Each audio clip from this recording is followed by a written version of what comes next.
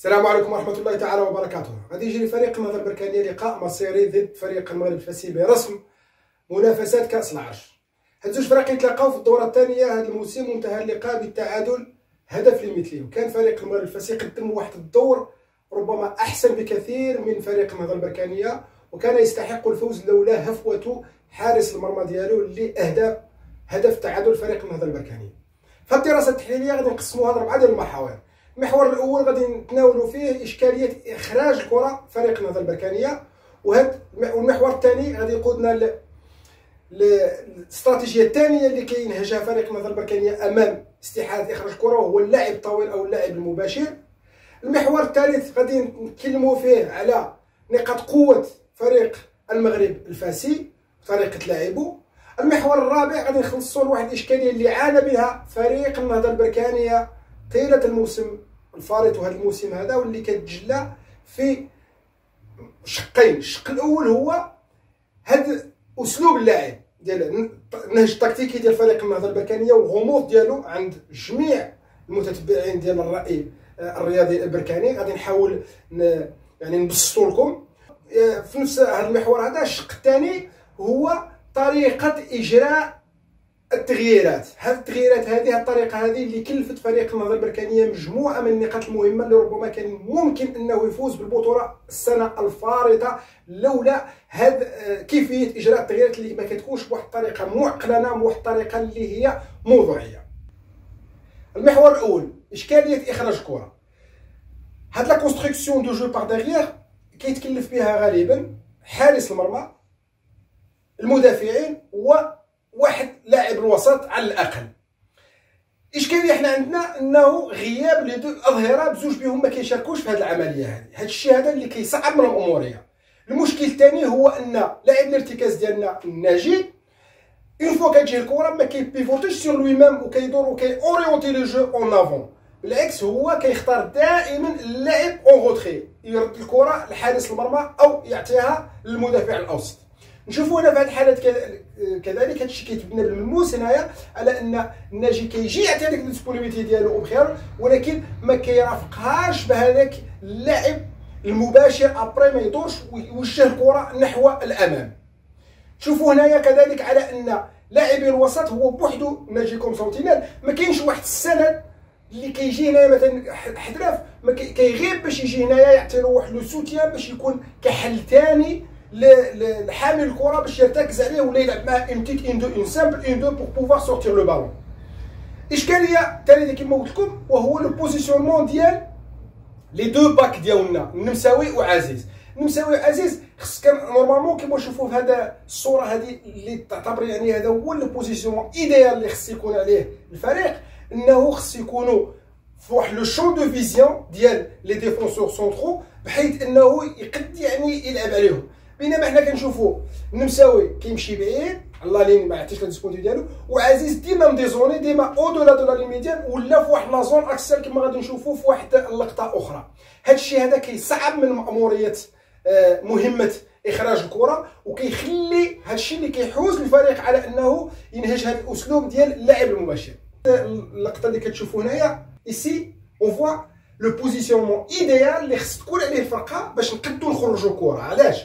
لانه خص يكون عندنا كاع لا لارجور دو تيران ولا سونتينيل تجي تعطي واحد لابوي لي دو سونترو لي دو ديفونسور سونترو، ولي دو باك يكون يلعبوا عند لا لين ميديان ويكون في لو شون دو فيزيون ديال لو بورتور دو بالون ديال لي دو ديفونسور سونترو باش يقدروا يكونوا كحل يرتكز عليهم باش لعمليه اخراج الكره. لكن حنا للاسف انه كنشوفوا لا عزيز ولا النمساوي ديما مديزونين، سورتو عزيز. هنا شفنا هذيك اللقطه ديال دايو انه لو جو ترو اكرازي ما غاديش يقد يستمر قدام، او عزيز دي فوا الي او دولا دو لا لين ميديان كيكون مشى ديجا مور لا لين تاع لو سونتر، سو كي نو فافوريز با واحد لا تريونغولاسيون مع لا ديفونس سونترال. وهنايا كنشوفوا على انه غياب الحلول بالنسبه لحامل الكره، مما يدفع بالركراكي ولا بدايو باش يبالونسيو هذوك لي بالون كوم سا على لافوغلات، الشيء واللي يكونوا دائما من نصيب الخصم. هذا الشيء اللي خلانا ما كاينش عندنا حلول باش نقدروا نديروا واحد العمليه سلسه لاخراج الكره. شوفوا نفس اللقطه كتكرر على ان الناجي اشاك فوا كيرجع الكره للور، ما كيبيفوتيش سور لوي وكي اورينتي لو جو اون بروفوندور. غادي نجيب لكم واحد اللقطه من اخر مقابله ديال المحمديه لما خلفوا الهلالي. غادي نشوفوا على ان الهلالي ربما ماشي المركز ديالو، ولكن غادي يقوم بواحد العمليه ديال يبيفوت سور لوي ميم، غادي يدور وغادي شوفوا وغادي اورينتي لو جو فيغ لا بروفوندور، ان جو اون افون يعني ديريكتومون فيغ لي بوا ادفيرس. وغادي نشوفوا على ان العمليه تمت بنجاح لولا تعثر التمريره الاخيره ديال عزيز، ربما كانت غادي تكون محاوله جيده. الهلالي هنايا كما كنشوفوا كيعطي لا ديسپونيبيليتي ديالو ديجا كيجي، ولكن اون موفمون ما كيبقاش ستاتيك، سو كي لوي بيرمي دو بروندر اون كونتر اون فيتيس لادفيرسير. الشيء اللي ما كيديروش الناجي كيلعب ان تي بو ستاتيك اللي يخلي لادفيرسير يقد يديرو الكره. ولكن هنا كنشوفوا على ان الهلالي يعني يدوموند لو بالون اون موفمون وكيمشي يعطي لا ديسپونيبيليتي ديالو ويكوب لا تراجيكتوار اون لارجور، يعني ما كيتمشاش غير هكا، كيتمشى il prend tout en large en diagonale. وملي كتجي الكره كما كنشوفوا il pivote sur lui-même comme كان déjà en mouvement عنده يعني il peut facilement effacer l'adversaire. ونشوفوا بسهوله استطاع انه يدور بخفه ويمشي يورينتي لو جو اون افون فيغ لي بوا ادفيرس. هذا هو عمليه اخراج الكره. ما خصناش نلعبوا الكره من تجي عند لا سونتينيل، من تجي عند الكره ماشي يلعبها directement يرجعها en retrait le gardien. Non, il faut toujours orienter le jeu en vertical et vers la profondeur, ce qui fait merveilleusement bien ici بكر الهلالي. المحور الثاني خصناه الاستراتيجيه الثانيه لاخراج الكره، وهو اللعب المباشر لو جو ديريكت فيا هذاك لو باسينغ لون، هذاك التمريرات الطويله. وهذا الحل هذا كذلك ما اجداش، غادي نشوفوا ما كانش عنده جدوى. علاش؟ لانه لي دوزيام بالون كاملين غادي يكونوا في صالح فريق المغرب الفاسي. نشوفوا هنايا اول لقطه ديال هذا العمل الطولي. كما تشوفوا هنايا هو العروبي كيلعب على ان دي ديفونسور سونترو في ظل غياب كما قلت لكم هذيك لا ديسپونيبيليتي ديال لي دو باك اللي ما كيعطيوش هذيك لا ديسپونيبيليتي ديالهم باش يقدروا يخرجوا. هو شوف يضطر يلعب الكره الى الامام. لا بوزيسيون ايديال ديال لي دو باك هي هذه، كان خصهم يجيو يكونوا في لو شون دو فيزيون ديالو باش يقد يلعب عليهم. ولكن للاسف هاد لي دو باك ديالنا ما كيديوش هاد ونشوفوا على انه هو تمريره مباشره، لكن تم ضياع هاد الكره هذه واللي غادي ربما كانت تكون خطيره، لان لا رونكونفيرسيون اوفونسيف غابيد ديال الماس كتكون ديما سريعه. نشوفوا كذلك لاعب طويل مباشره من عند الحارس، الكره من نصيب موغانغا اشاك فوا. يعني كما قلت لكم هذا الحل هذا ما كانش مجدي. علاش؟ لانه اشاك فوا كما نشوفوا هنايا موغانغا كيستطيع ولا العالمي كيدي الكرات الثانيه. يعني فريق النهضه البركانيه قد نقول لكم واحد النسبه ديال 5% ولا 10% اللي ربح ديال الكرات الثابته. واحد 90% ديال الكرات الثابته كانت من نصيب فريق المغرب الفاسي.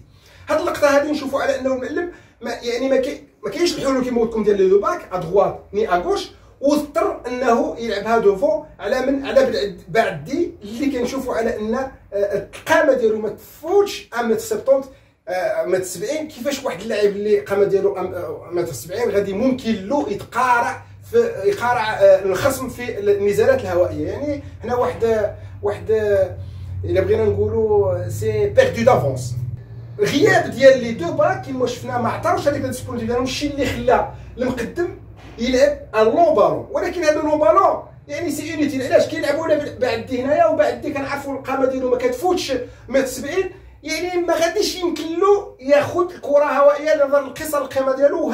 وهذا واحد الخاصيه اللي كتميز مجموعه ديال اللاعبين ديال النهضه البركانيه. ما عندناش دي غرون كاباري دوفون باش نقدروا نبالونسي عليهم هاد لي لون بالون. دونك هاد الاستراتيجيه بالنسبه ليا يعني واحد الاستراتيجيه اللي ما غاديش تادي المفعول ديالها. علاش؟ لانه ما عندناش لي زوم اللي ادابتي ولا لي بروفيل دو جوور اللي كيتمشاو مع هاد الاستراتيجيه هذه.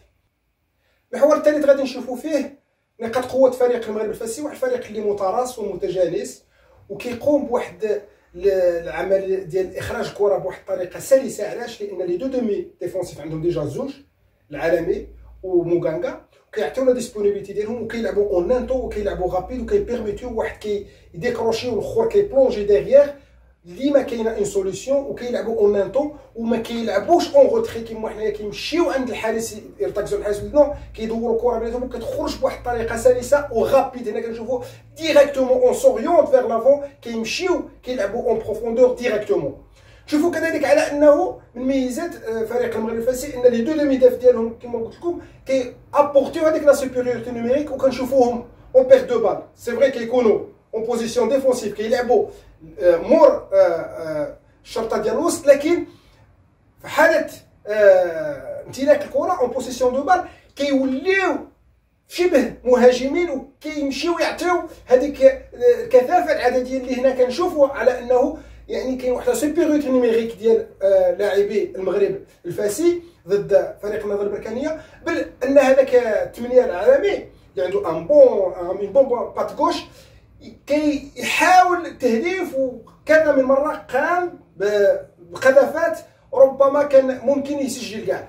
يعني اللاعبين ديال الوسط ديالهم لاعبين متمرسين وكيأدوا مجموعه ديال المهام سواء دفاعيه او بناء اللاعب او هجوميه. هذا الشيء هذا اللي غايب عندنا حنايا في فريق النهضه البركانيه. عمليه اخراج كره تاع فريق المغرب الفاسي كما كنشوفوا كتمر بواحد السلاسه وبواحد السرعه، علاش؟ لان اللاعبين يليميتيو لي توش دو بال في واحد لمسه او اثنين على ابعد التقدير. والميزه الثانيه على انهم كيوجهوا ديريكتومون او بروفوندور لو جو ديالهم، كيلعبوا اون فيرتيكال اي رابيدمون وكيحاولوا كيما شفنا هنا كيستغلوا هذاك لي سباس اللي كيكون في لو دو ديال النمساوي. هذا لي سباس هذا اللي كيتولد عليه واحد المشكل كبير اللي هو لي سباس في الانترفال ما بين لي دو ديفونسور سونترو اللي اشاك فوا كيجيو يكوفريو النمساوي ولا لوتر باك غوش نتاع النهضه البركانيه. وكانت لقات النهضه البركانيه مجموعه من الاهداف بسبب هذا النقص في التغطيه الدفاعيه. علاوه على كل ما اشرنا اليه من نقاط قوه ديال فريق المغرب الفاسي، نختم بهذه اللقطه هذه اللي كتبين النزعه الهجوميه ديال الفريق، بحيث ان الشغل الشاغل ديال اللاعبين هو الوصول بسرعه لمرمى الخصم والتهديف بشتى الوسائل سواء بالتمرير او بالقذف من خارج المنطقه كما نشوفوا هنايا عبر لاعب الوسط الدفاعي العالمي. المحور الرابع كما قلت لكم غادي نخصوه الاسلوب اللاعب لو ديسبوزيتيف دو باز. قيل الكثير على هذا الديسبوزيتيف دو باز، وان المدرب قال لهم نلعب بواحد الطريقه سريه. من خلال تتبع جميع لقاءات فريق النهضه البركانيه نقدر لكم 90% ديال اللقاءات لعبها المدرب بخطه 4-4-2 او بالاحرى هو عنده واحد لا ليكتور ان بو سبيسيال باسكو il opte pour un 4-1-3-2.